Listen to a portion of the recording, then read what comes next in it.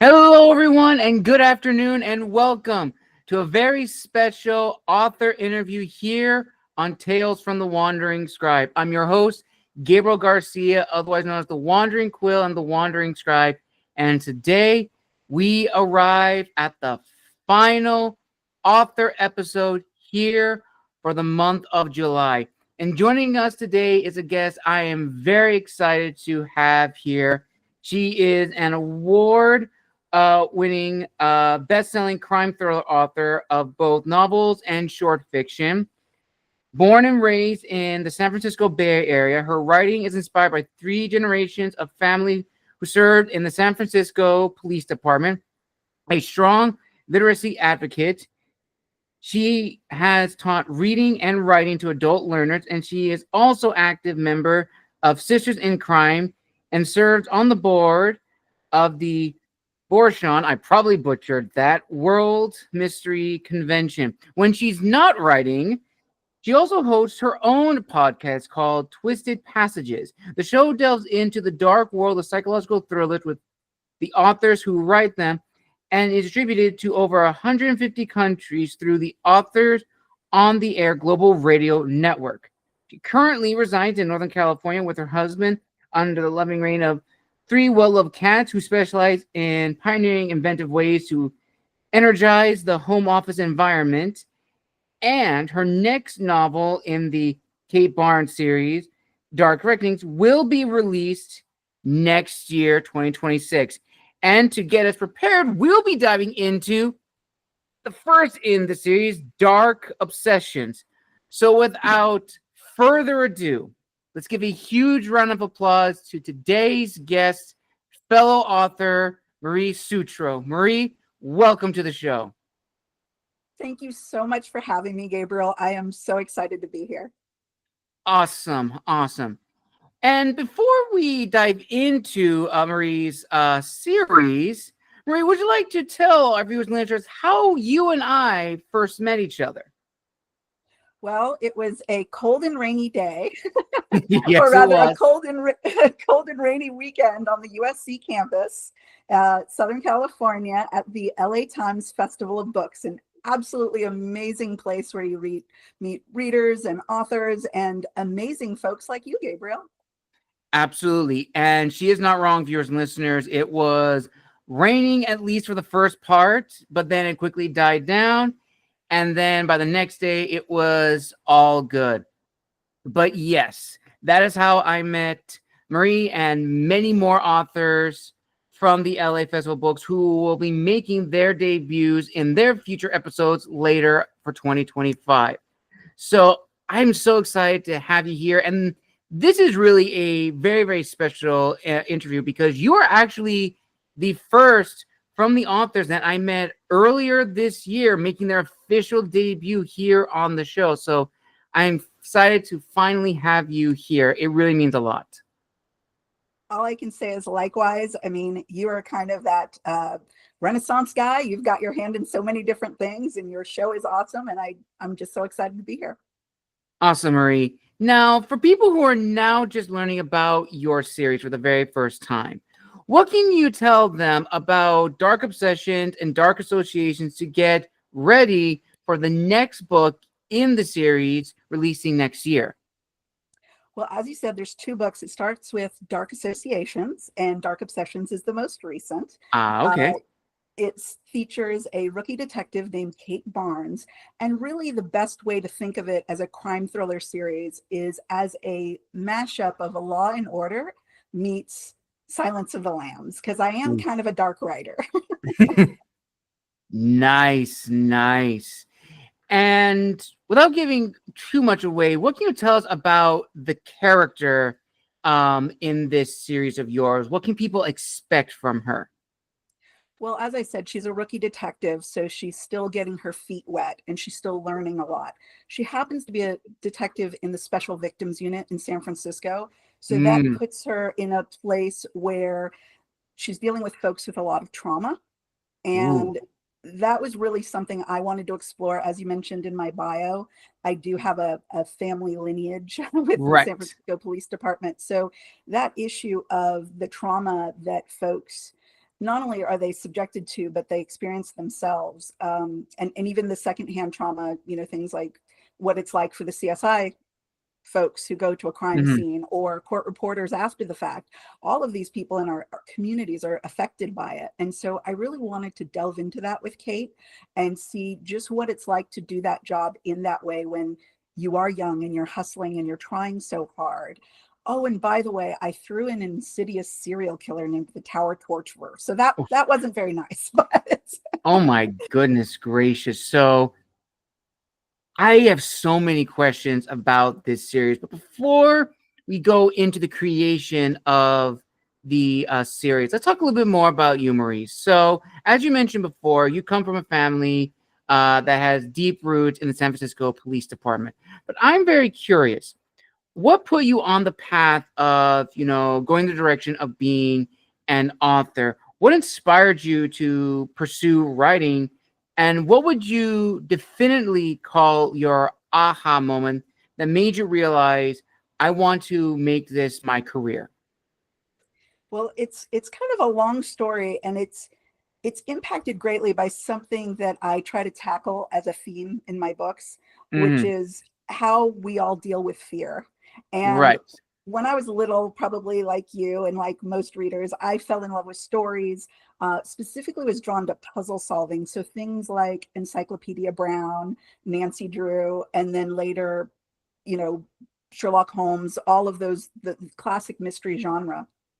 I was always interested in solving the puzzles, and I fell in love with that through the looking glass moment that authors Hmm. create, where I get to go be whoever it is. I remember Beverly Cleary, the book Socks, that it was about a cat, Ah. and it was told from the cat's perspective in a different way. And I thought, wow, this is so cool. The adults never, think about the animals the way that kids do. And here's somebody who's giving us the cat's perspective.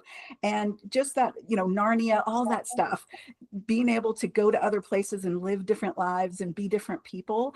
I just from a young age, I thought, wow, what if I could do that? What if it could be me doing that?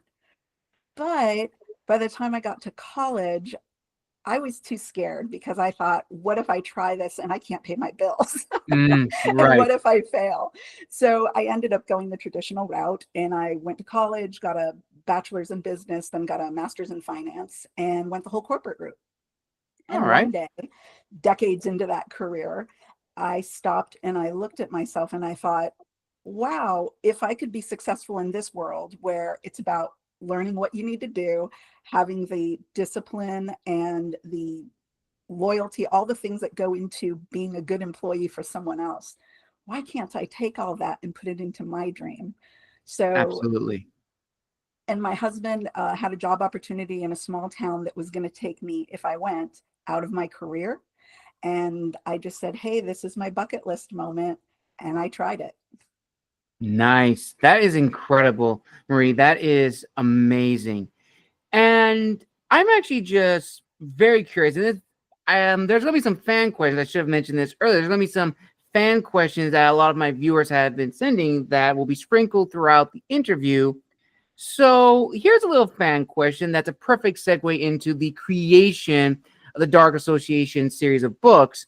So when you decided to pursue writing and really build your career as an author, how did you develop your ideas for your books? I know you pulled a lot of different elements together, but ultimately, how did the story for Kate really come about? Well, I've always been in love with really strong female characters. As a little girl, and later on in life, I had the fortune of meeting Carrie Fisher, and I'm a huge Star Wars fan. And seeing her portrayal of Princess Leia at the time made me think, wow, chicks could be like that. They could take the gun from the guy and they could save everyone.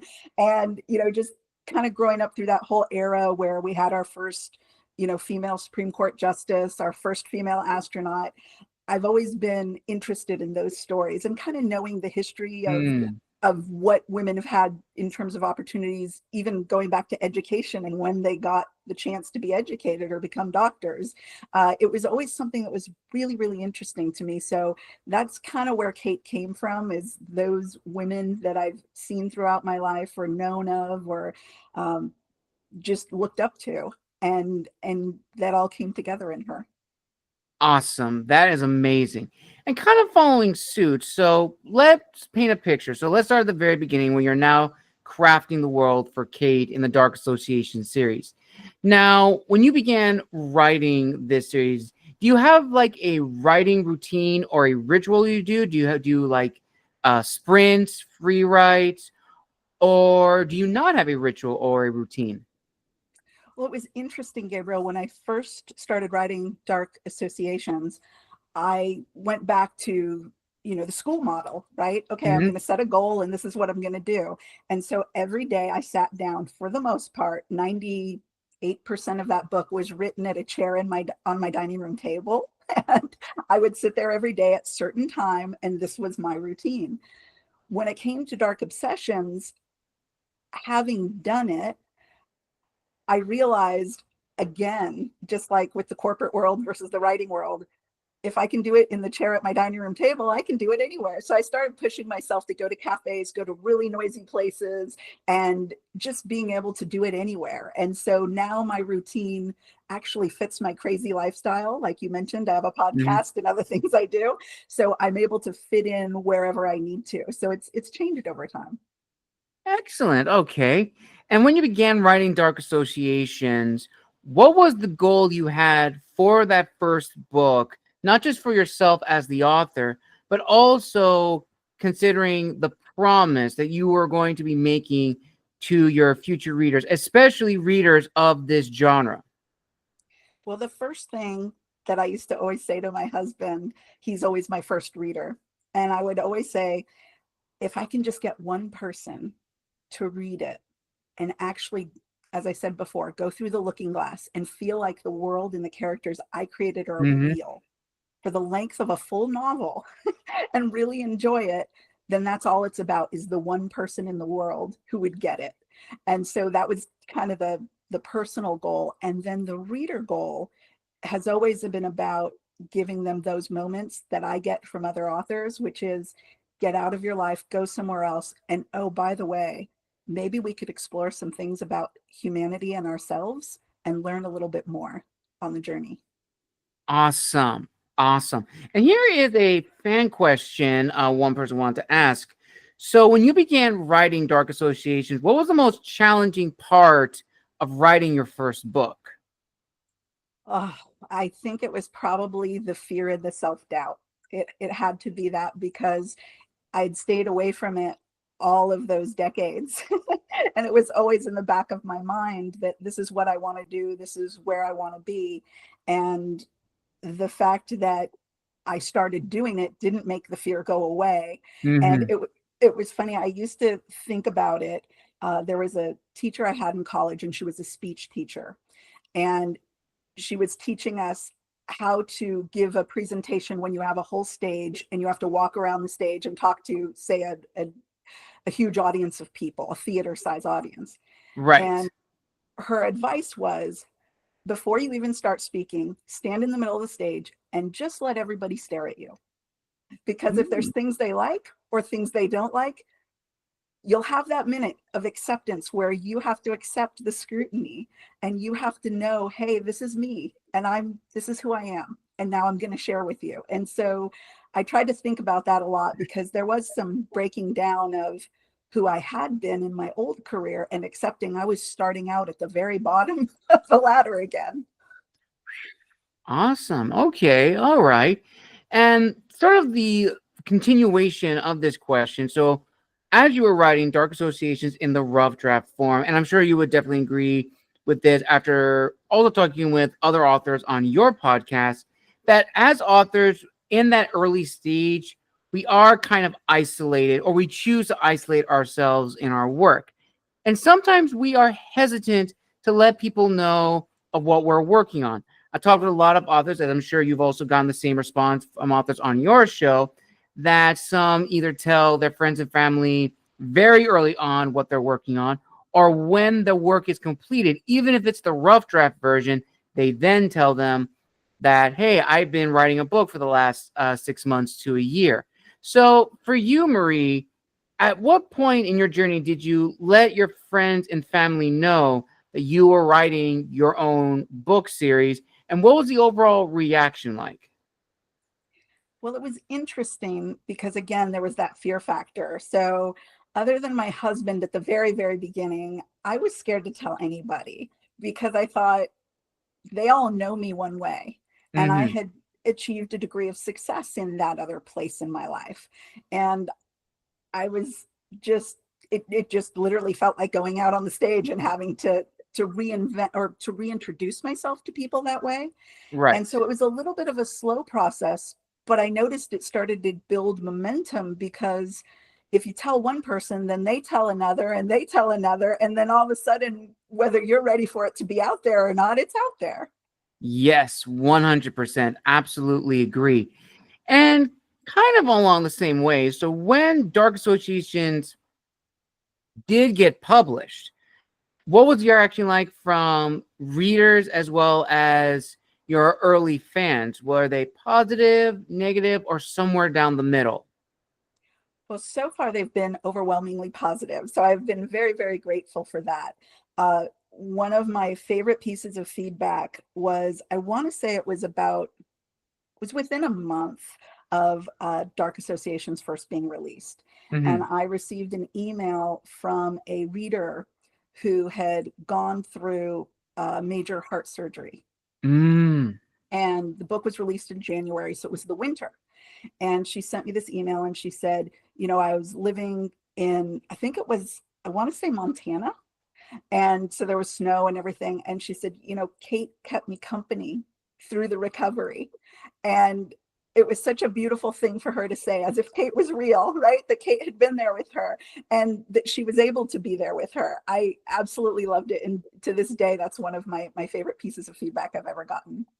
That's amazing, Marie. That is awesome. And another fan question is that what inspired the themes of your books? I think what inspires me the most is and this kind of goes back to my business world, Hmm. it's very easy when things are going well to enjoy life and to be a good person and to be that great friend and great person in a relationship, whatever it is, even if it's to your dog or your cat. Uh, Right. when things go wrong, that's where we really see who we are and that's where we really get tested. And I think for me, a lot of my inspiration and the reason, people always ask me, why do you write such dark stuff? And I think it's because I feel like a lot of the big answers to life are in the shadows. And if we can Hmm. poke around there a little bit and poke into some of those hard times, maybe we can find out a little better who we are. And maybe for readers, at least contemplate and think about who might I be in those situations. Absolutely, absolutely. And now the next set of questions actually go to more of like the creation of said characters as well as the overall setting. Because I always feel, and now going into my fourth book, the setting itself is a character that also grows with the reader. So, beginning with the main character, Kate, how did you develop her? And also, how did you make her feel authentic? And what I mean by that, Marie, is that, as I'm sure you'll definitely agree, when we write characters for stories, we're going to be pulling from a lot of different media, but we don't want the character just to be an archetype-esque character or a copycat character. Even though that does happen in some stories, it's inevitable, but it shouldn't be like the go-to thing. Ultimately, for Kate as well as the other characters, how did you first develop them, make them feel authentic, and also very compelling characters? Well, again, going back to Kate and that inspiration for her to be a tough chick, right? So Hmm. so I knew I had that kind of at the base of my modeling clay. And from that, I was able to draw, I knew she had to be in law enforcement, and I was able to draw some experience because of the family history with that, which was helpful. And that Right. built that, kind of the trauma and the technical pieces of who she is. But then I also looked at so many, again, challenges that people have faced that I've known, and what are some of those heavier challenges, and how do you layer those for people? And when it came to the team around her, I wanted each of those characters to be superstars in their own way, Mm-hmm. but real enough and have their own voices and have their own flavor. One of the things that was great for me growing up in the San Francisco Bay Area is it's such a diverse place. Yes. And for a little while, I had moved out to that small town I mentioned, which gave me the opportunity to start writing. And Mm-hmm. when I moved there, it was really funny. My husband and I used to have these conversations where we would be sitting in a restaurant and Mm-hmm. say, oh my gosh, it sounds so different here. And we realized over time it was because we're used to hearing different languages when we go out, and different Right. dialects and different accents and all of these things. And everyone has their own voice. And sometimes you don't have a different dialect or accent than someone else. And sometimes you don't speak a different language. But we all truly, as people, as authors, we have our own voices, and characters have their own too. And that was so important to me, was making sure, whether it's the cadence that they speak with, whether it's gestures that are their own, or just those little idiosyncrasies that we all have, that each one of them was their own vibrant life, no matter how much screen time they have in the book. Yes. Absolutely. Very, very true. And this actually leads to a few fan questions. So I'm actually going to start with the first one, which is, what has been your favorite way to introduce conflict into these stories? And the follow-up to that is, how do you balance the conflict slash action with the emotional depth for the characters? Well, the balancing act is always the art, right? For Mm-hmm. me, because I'm writing crime fiction, I was very much influenced by not only suspense writers, but suspense movie makers. And one of my Okay. favorites is Alfred Hitchcock.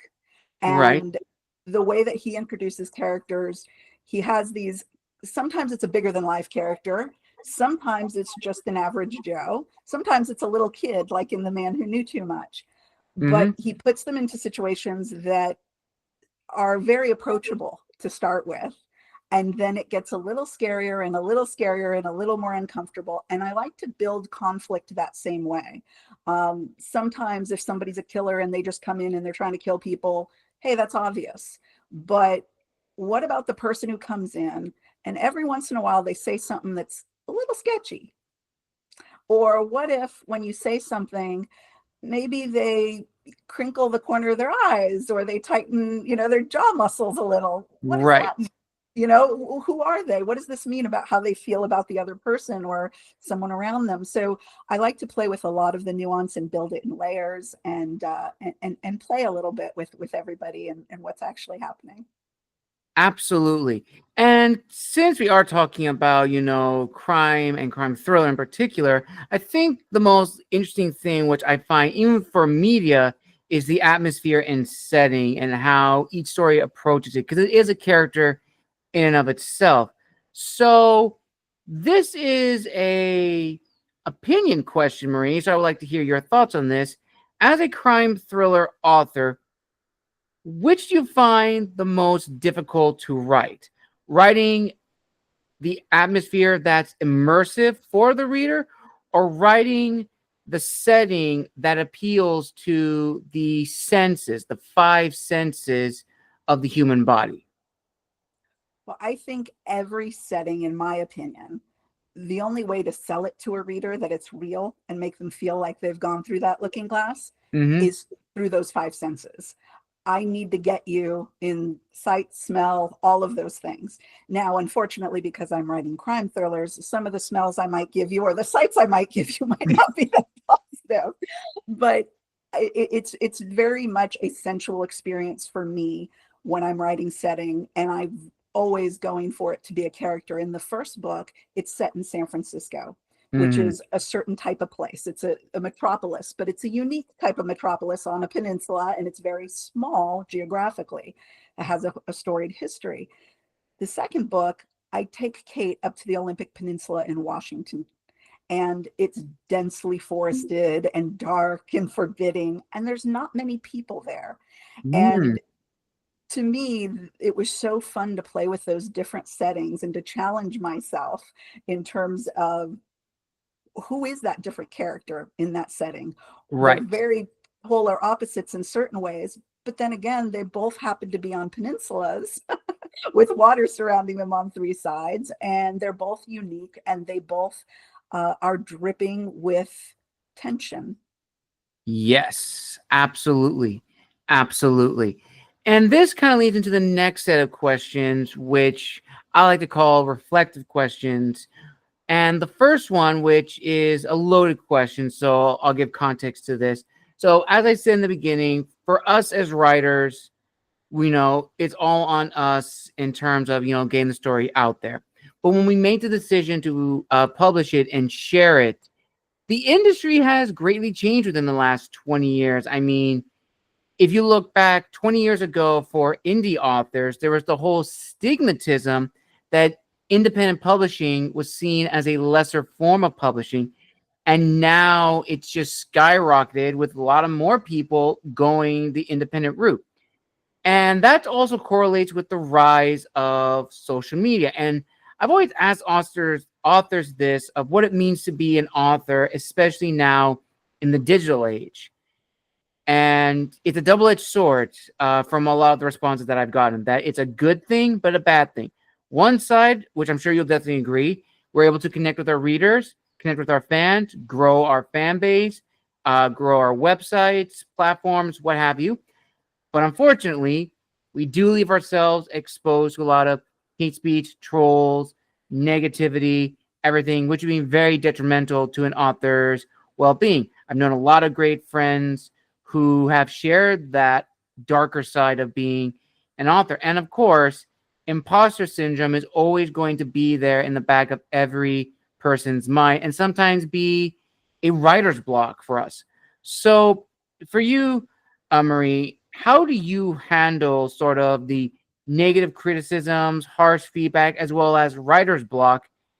And also, how do you discipline yourself to write the stories that you want to write? Because it's one thing to write a book and commit to it, it's another thing entirely to make the decision and say, this story is more than just one book. I need to expand upon this. Well, first of all, coming at your point about that double-edged sword, I 100% agree with you. We're able to do things now that authors, Charles Dickens couldn't get on a Zoom with 40 readers at their book club and Right. participate across the world.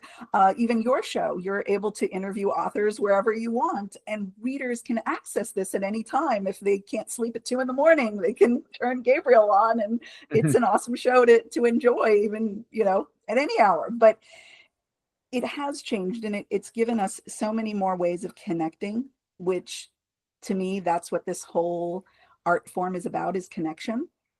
And that's beautiful and that's wonderful. There is, unfortunately, because it is an open connection, the opportunity for negativity to come through that.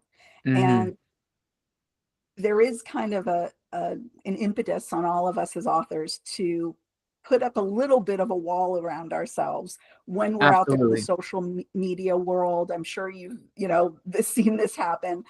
I try to put out what I'd like back. So my social media tends to be things about my podcast, things about my books.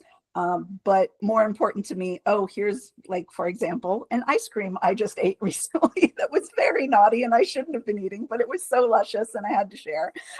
So silly things, happy things, just whatever I can do in those veins. I try not to put out negativity. Doesn't mean I'm not going to get it back, but I just feel like I'm doing my part to Hmm. kind of make the world as decent as I can make it. Absolutely. And a follow up to that, I like to call the discussion of the Iron Age versus the Golden Age. And what I mean by that is talking with a lot of authors on the show. I've been doing this now for about 6-7 years so far. And looking back on my author list, I've interviewed about almost out of like 400 videos, I've interviewed almost 200 authors, which is insane. And majority of them all began their writing journey during the COVID years, which I like to call us the COVID babies, the COVID authors. And there's been this discussion of whether or not the COVID lockdown started this resurgence, this golden age of authors. And I am inclined to agree that because of the lockdowns, new voices were able to emerge, which is awesome. And not just authors, but narrators and editors alike. But as time has gone on since the COVID years, there's been this new debate of, are we now entering the Iron Age, where we're not as polished, but we have a strong foundation? And especially with the rise of AI entering the publishing industry, that adds a further issue. So for you, Marie, in your opinion, do you believe that we are in this Iron Age of new voices, or do you think we are a mix of the gold and the iron? Well, let me first say on the topic of AI, I think technology is wonderful. I really do. And it really has given human beings as a species the leg up that we needed to survive, because we don't have the claws and the teeth and all those great Yes. things.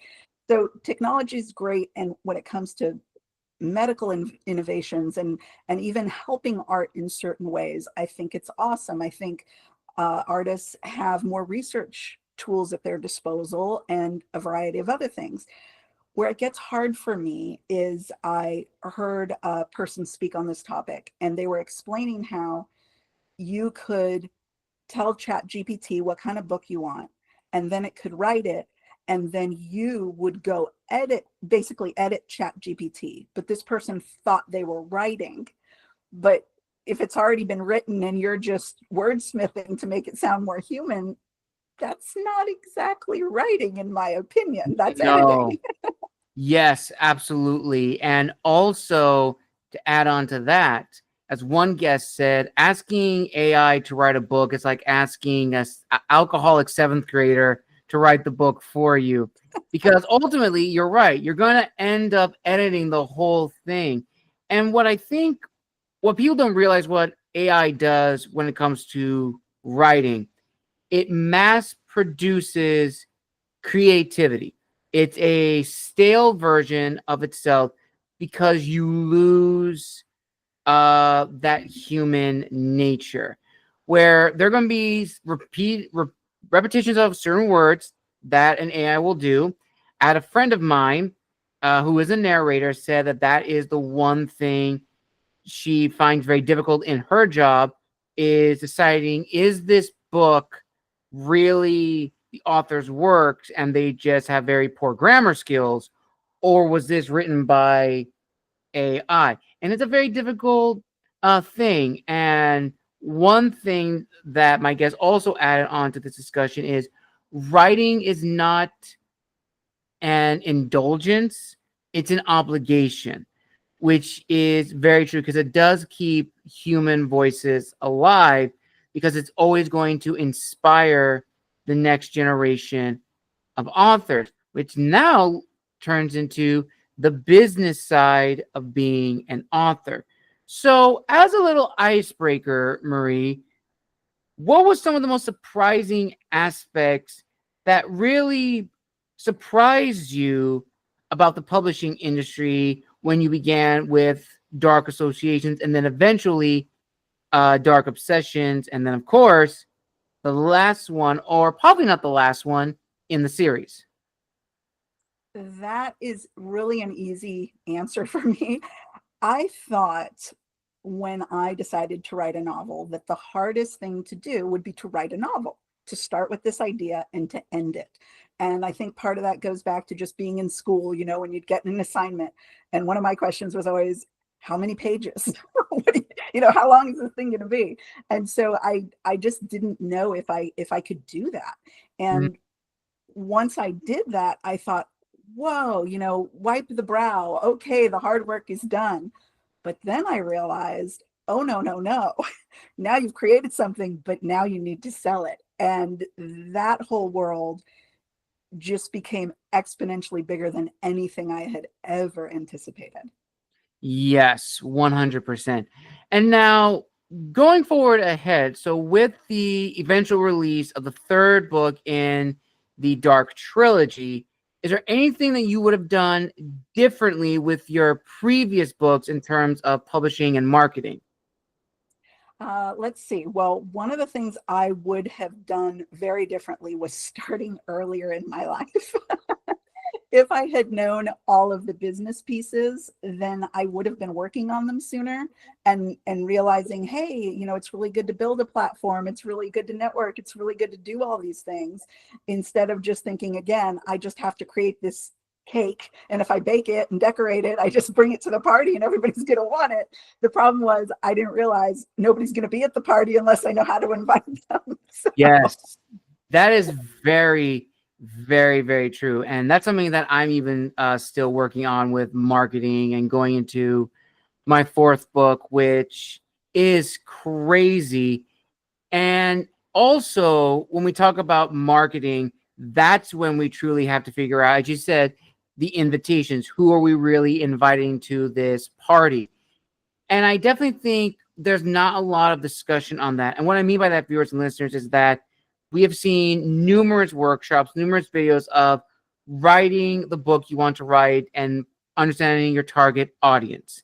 While that is true, I do agree, it's not always going to be the same. As I'm sure you'll definitely agree, Marie, there have probably been a few authors on your show who probably began at one point in their life, shelved the book for a few years, if not many years, then came back to it and realized they're not the same author that they were before when they began writing this. So they had to tweak the story, maybe still keep its integrity, but ultimately it was a very different version of itself. And that's when you have to realize, okay, who is our target audience? Should we market to them, or should we go to our readership if we're writing a YA story, new adult story, or adult fiction? So ultimately, Marie, here is the question. With the success of Dark Association and Dark Obsession, and of course, the Dark Reckoning in 2026, do you have a good idea of your audience? And in your opinion, which do you think has garnered the better response, your target audience or your target readership? oddly, I would say that my target audience is the easiest sell. And the reason for that is my target audience tends to be folks that I just meet on the street. And you start going down the rabbit hole of, oh, you watch true crime? I watch true crime. Do you like crime thrillers? And it's so easy, right? But when you're looking at, how you market and even the core of it, how do you create that product that you're going to market? For me, I always look at, everyone says, well, go to the exact audience that you're selling to. And I try to do Right. that. I make sure that I'm checking all the boxes that the audience wants in a crime thriller. So I do that. But one of the other things I try to be cognizant of is, for whatever reason, I have gotten readers who don't read, folks Mm. who don't normally read books. And they'll pick up my book and they'll say, oh, okay, well, I'll try it for whatever reason. I met her, or, she knows somebody I know, whatever it is. And then they'll say, wow, I read some of it and then I put it down to go do something. But I was still wondering what the character might be doing. So I went back and read it again, and then they read the next book.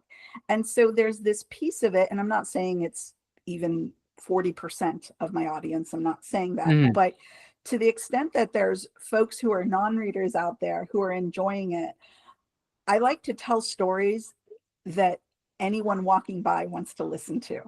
So it doesn't just All have to right. be my group or, my tribe of people. It's everybody, folks who don't even think they like crime. And so I try to do that in crafting the characters. I try to do it in all of the things. And then I do spend the majority of my time marketing to that target audience. But at the same time, I don't just look at target readers. I do look at target audiences and even beyond that, because it's all up for grabs, really. That is very true. That is very true. And also on the topic of marketing, almost like in movies, for what I've seen, I'm sure you definitely agree, is that movies that are like iconic or successful can usually be either quoted or people talk about a scene that they absolutely love. And as soon as they talk about that scene, you know, okay, the movie was either successful or even if it was bad, it was still a good bad. So ultimately, another fan question, this is a two-parter. What has been your favorite scene to write in all three of your books? And what has been the most challenging scene to write in all three? Well, my favorite scene to write is there was a scene at towards the end, right before the final conflict scene in Dark Obsessions, Mm-hmm. where Kate is really in a bad spot and she's feeling bad and things are looking bad. And someone in her life talks to her in a way that she needs to hear it. And not many people have done that with Kate in her life. Mm-mm. And I love the honesty of that moment.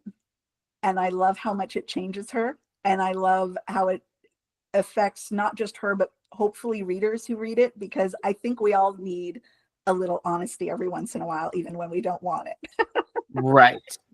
So that's really one of my favorite scenes, because I think that's something that we can all take with us and keep in our Mm-hmm. pocket. And the hardest scene that I wrote involves a character that's in a very bad position, but oddly, this character is not in a very bad position because of one of these serial killers or something like that. This character is in a very bad position because of natural things that happen, unfortunately, to us in life. Mm. And when I wrote that scene, it's not Kate, it's someone else.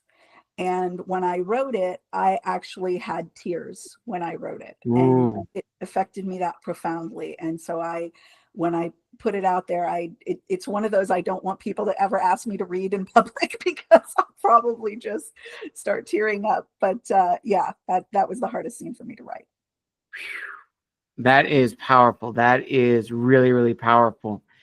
And this kind of goes along with, another question which I always like to ask my guests is, finding our voice as authors. Because as authors, yes, we want to showcase our individuality. But on the other side, we have to understand if we're writing in a certain genre, there's an expectation. Even if we don't know it, there is an expectation by the readers of how a book's supposed to go. And that's the fine line. You don't want it to be too new that it's going to confuse people, but you don't want it to be a carbon copy of someone else. We never want to do that. So for you, Marie, how have you been able to balance the two and showcase your voice while also respecting the genre that you're in?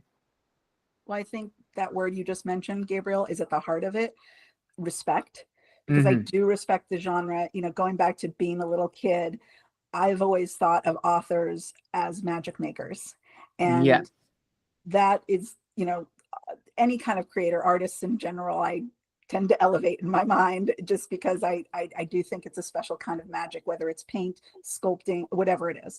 But I think for me, it's that combining of the respect and the desire to meet people on that pedestal that they've created, Mm-hmm. while at the same time remembering, and this kind of goes back to what you were talking about with AI, Yes. there'll never be another Gabriel in all of the years to come. There never has been in all the years behind us. There'll never be another Marie. There'll never be another Stephen King. There'll never be any of these people. None of us. We're all individuals. And it is our individuality, it is our own voice that makes our art special. And no matter how many people try to, bring their own version of it, it's still going to have them in it if it's authentically human. And it's the Yes. humanity that's the beauty in the art to me. 100%. And now another fan question, which I get this question a lot. and it's this: which is better, themes or tropes in books? I think that tropes, when used well and in the right ways, are good and important. But I think that themes are so much more powerful than people realize. And I don't know if you've noticed this being a host and kind of being on the other side of the Mhm. table, as it were. But lots of times when I'm talking to authors about their work, and I'll bring something up and they'll say, wow, I didn't realize that. But yeah, you're right. That was a theme.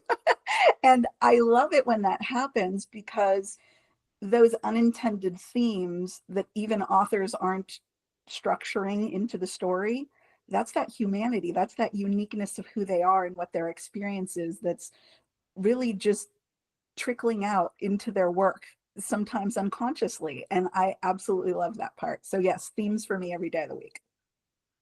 Awesome. And speaking of, as you said, talking with other authors, let's actually now talk about a little bit of your podcast, Marie, and how that came about. So, Twisted, oh gosh, why am I blanking on? I just said in the beginning, but for Okay, your podcast, passages. Twisted passages. Why passages. was I thinking pages? It still would have worked, but Twisted Passages. How did that come about, Marie? And are there any like favorite moments from the episodes that you've done that have really stood out to you? And also being a host yourself, what has it meant to you to interview fellow authors and, ask them very similar questions and learning about their process? Well, it came to be, it was one of those magical things that happens that we don't anticipate. Uh, Very kindly, the owner of the Authors on the Air network approached me and said, would you like to do a show on the network? And I thought, oh God, why would anyone want to hear me? Why would they? And then I realized, oh, I'll be interviewing other authors, so it won't just be about me. And I thought, wow, that would be totally different. And I started to think, well, do I have time for it? All of those serious issues that we need to look at with how many hours we have in a day. But then my little reader heart popped up.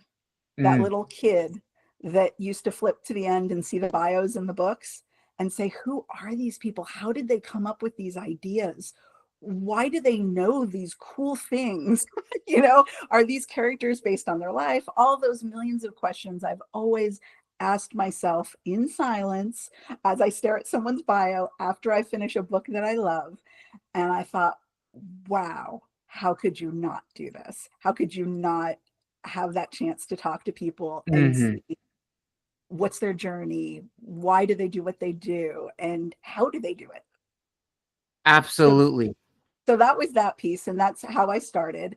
And there have been amazing moments. You asked about that. Uh, Getting to talk to some of the authors that I've been a fan of for decades. Just recently, Lisa Scottolini was on the show, and she has an Ooh. amazing new book out again, just like left me on the floor. Totally amazing. And I'm sitting there, and I was telling her before the show started that going back over 30 years, I've been reading your books, and not only have I loved your books and loved your characters, but I've related as a human being, and I've thought deeply about these characters and how they've impacted me even back when I wasn't writing books and I was a woman in the corporate world. So Right. it just getting those moments with people that in my mind are icons and getting to talk to them has been huge. And then lastly, your other question, um, the last piece of it that has been so huge for me has been an unintended consequence as an author. And that is the fact that when I'm feeling imposter syndrome, when I'm feeling like, hey, how do I possibly do this? How can I do this? Going and getting to talk to another author and hearing them say, oh my gosh, I'm so glad to talk to you today. You just really lifted me because I thought I should never write another word. Or, everybody's going through the same challenges. So that really is my little personal pick me up. Every time I get to talk to another author, it gives me that little shot of adrenaline to go back and do it again. Absolutely. Absolutely. And also some other fan questions, which I think would be perfect to possibly ask guests on your show. And I get this asked a lot, and a lot of my viewers have wanted to ask this, which is rewrites and edits, maintaining your voice. So for you, Marie, how have you been able to like handle, rewrites and edits, working with your editor?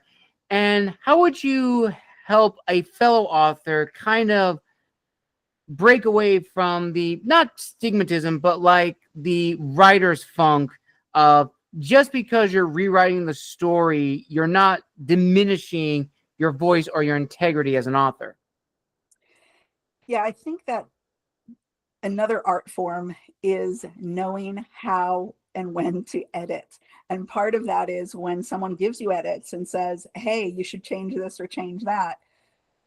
I have the attitude that we all get better the more we talk to each other.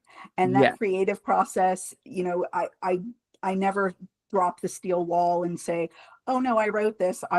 I'm great. No, I'm far from great. And I love hearing feedback. I love hearing, hey, did you think about this in this scene? Or maybe, wow, this is what I got from your secondary character. Is that what you were intending? Or should we right. delve into that more? Those kind of things I enjoy. I want the story to be the best at the end of the day. Having said that, there is an art as the artist, there is an art form just that's this other kind of brain, this other side of your brain. Where have you gone too far to edit? And where have you not gone far enough? And where do you stand on principle and tell other people who may have very good feedback, that's good feedback, but it's not right for this character or not right for this plot point. So that's definitely a balancing act as well. And that is an art form that kind of everybody needs to feel out their own way. In terms of things like writer's block and pushing through and worrying about losing your voice in edits, I think it's just remembering who you are and going Yeah, back sometimes and reading some of your own work that you like if there's a passage that you really are proud of, that you really enjoyed, going back and reading that passage and remembering who you are and how you talk and what you have to say. absolutely, 100%. And another business question, which I think is important to talk about as authors, is the ending. Of course, as authors, we want our endings to be satisfying. But one of my viewers and one of my commentators asked, when is it important to make the decision to stop? And that question really stuck with me because you're right. We love to write, but as authors and as businessmen, we have to realize, okay, we need to know when to stop writing. If this is planned to be a trilogy or a series of books, we need to decide when to stop writing and to save and move on. Or if the series is already done, we need to stop adding unnecessary stuff that doesn't make any sense. So for you, Marie, as an author, how do you make your book endings satisfying and fulfilling, but also knowing when to stop in one book that then leads into book two, book three, and so forth? Well, I will say my ending on Dark Associations was something that I worked through many, many times, far many more times than I should have. And ultimately, it got to the right place, but I just couldn't quite get there. I couldn't quite find, sometimes it was too over the top, sometimes it wasn't enough. And I finally went up to the mountains and I stayed in a cabin in front of the fire and just said, hey, let's go back. Who are the characters? What is the story? How does this story end? And somehow being out in nature, it really helped me to get there. Dark Obsessions was very different. I knew what the ending was. I did get some feedback on the ending, which I tweaked a little bit, but in Mm. general, the ending stood as I wrote it. Awesome. Awesome. And also going back to your podcast, one thing I think is very important to talk, and also from the authors you've interviewed thus far, networking is very important, especially for indie authors, because it's all on us. And I've had the opportunity to meet so many incredible people on the show and also in person, real life, and make lasting friendships with them. So, in your opinion, Marie, as a fellow author, how important is it to really begin networking and building a community to then be relied upon as beta readers, ARC readers, and within that group, narrators and editors and cover artists? And also, are there any particular people you like to give a shout out who have helped you on your journey in some shape or form? Well, first of all, shout outs. Barbara Becker is an amazing editor who has helped me so very much. Tim Schulte helped me so much in my career as well. He's an amazing editor. One of the authors who helped me, and this comes back to your point about networking with authors, was Steve Alton. And it was really interesting because when I was working with Dark Associations, it actually wasn't my first book. I had written something else first, and that one will never see the light of day. But that's what a lot of authors say. yes, that one somewhere, every once in a while I pick it up and say, hey, could I rework this? And then it's so much work that it just needs to go sit in a drawer and be that first draft that never sees the light of day. But when I'd finished that, I had started telling people, and through that, Steve offered to take a look at it for me. And, he's a New York Times bestselling author and, the big Meg movie and all of that sort of thing. And I had loved his book, The Lock. Years ago, I had read it and just absolutely adored that book. And so here I am, a nobody who just has this little draft thinking, oh, should I let a New York Times bestselling author read my book? What's that going to feel like? Wow, I thought I had fear before. But I realized that he was being so kind to do that. How could I not take that opportunity? And he was beyond generous and beyond kind with his time. And he helped me so much. And so much of who I am as an author today is because of his understanding of thrillers and tempo and all of those great things, helping me to understand, yes, your plot needs to go forward, but it needs to drive forward. It can't just slowly plod. You've got to, if you got a thriller, you got to drive it hard. So he's just been an amazing help to me to get started, and so many other folks. Like you said, none of this happens on our own. There's so many other people involved. So I am beyond gratitude, but you are absolutely right. Networking is so important for authors. And, it's kind of like just anything. If you're going to do certain things in life, you need to have a team that you can do it with and you can succeed with. Very, very true, Marie. Now, before we get to the final question of this amazing interview, there was one final fan question, and that is, with all the success your books have gained, and also with the anticipation for Dark Reckoning, ultimately, what do you want your readers to take away from your 3 books, as well as your other stories that you have worked on? I want them to feel like no matter whatever happens in life, there's always hope. No matter how bad it is, no matter how dark things look, there's always hope. And there's other people who understand what you're going through. And if you can find those people, they're willing to help you. Awesome. And now here is the final question, Marie, which is almost like a little scenario. So some context for this. So we talked about a lot of major things throughout this interview. And to further add to it, something that is important to share with a lot of viewers here, especially if you're authors or aspiring writers, is this. In this industry, there is no guarantee that your book is going to be a financial success. This is not an industry that's a get-rich-quick scheme. And in this industry, there are 2 roads presented to you: to be an author, to be known as an author.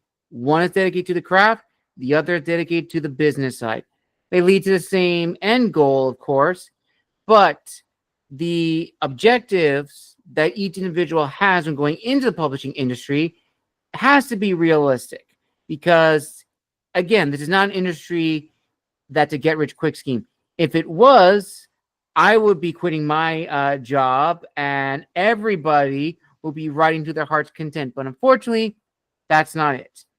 And this and many more topics I feel don't get a lot of discussion as much, because when people think of being an author, they think of all of the glitz and glamour that comes with it and the prestige. And that's not entirely true. There's a lot of hard work, grit, some setbacks, roller coasters, and the harsh truth also is that there will be some exceptions, and you may or may not be one of those exceptions.